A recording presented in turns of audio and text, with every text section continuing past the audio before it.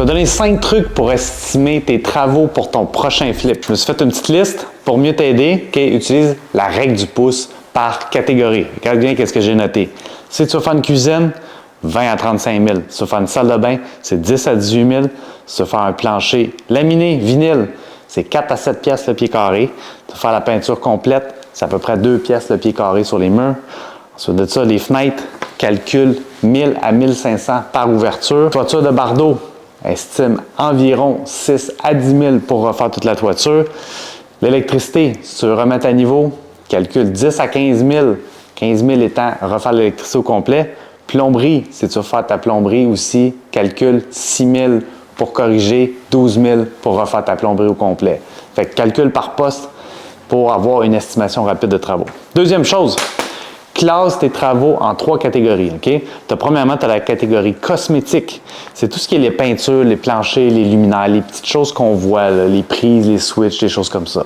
Ça, c'est esthétique. Ensuite de ça, tu veux aussi regarder qu'est-ce qui est fonctionnel. Fonctionnel, c'est une cuisine, une salle de bain ou les fenêtres. Ça, c'est des travaux qui vont être fonctionnels. Sinon, tu as des travaux qui sont structure ou le système de la maison.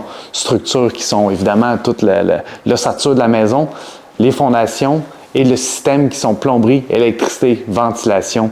Ça, c'est des choses qui sont très, très coûteuses. Puis s'il y en a 2 là-dedans qui sont des red flags, passe au suivant.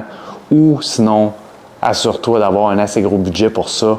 Okay? Ça, c'est la deuxième chose pour t'aider à estimer tes travaux rapidement.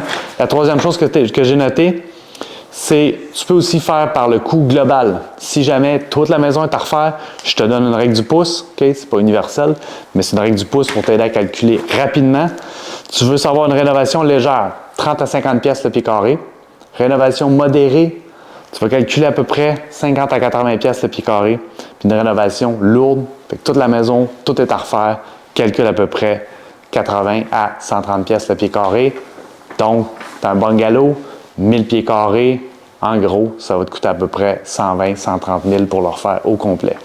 Okay? Ça, c'est ton troisième truc. Ensuite de ça, quatrième truc que j'ai noté, okay? Repère les red flags qui font exploser ton budget. Okay? Fais bien attention au filage d'aluminium. Okay?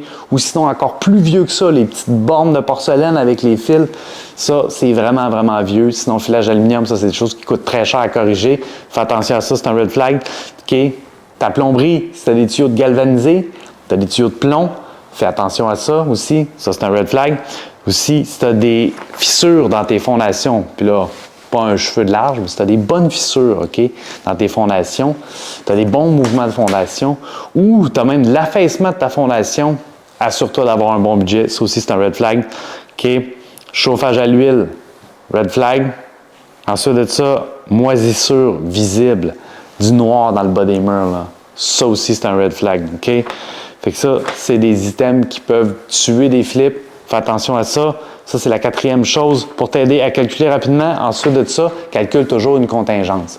Fait que quand tu arrives à la fin, calculer tous tes travaux, rajoute toujours 10 à 20 de plus comme budget surprise. Contingence, moi, je l'appelle budget surprise parce que dans 99 des cas, tu vas le brûler.